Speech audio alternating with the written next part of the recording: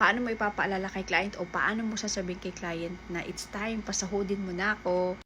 Nagawa ko na yung dapat kong gawin ngayong week na to. Kailangan ko ng pera, panggastos.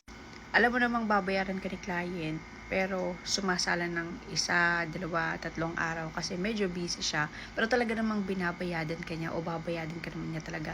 Pero nahihiya ka, hindi mo alam kung paano yung tamang approach para ipaalala sa kanya na, huy, sahudan na.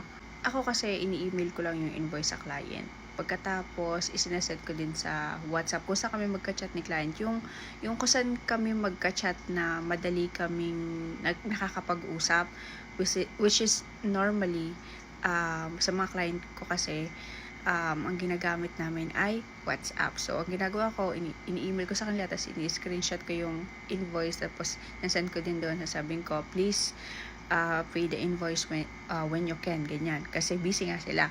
Ito pa sabi ko, hey, this is my invoice. I have a weekly payment to make. I usually get the funds from you, ganyan. Tapos, yun, please pay when you can.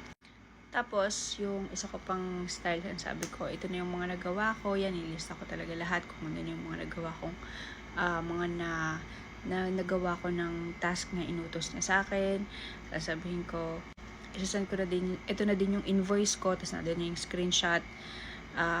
Makikibay, parang, please pay when you can. Hindi naman ibig sabihin na yung when you can ay kung kailan ka lang may pera, hindi ganoon. Alam mo kasi may pera si client. Yun nga lang, busy lang talaga siya. Kasi nga, may ginagawa siya. Yun, for more online freelancing tips, especially kung aspiring video editor ka or social media manager, follow from our videos.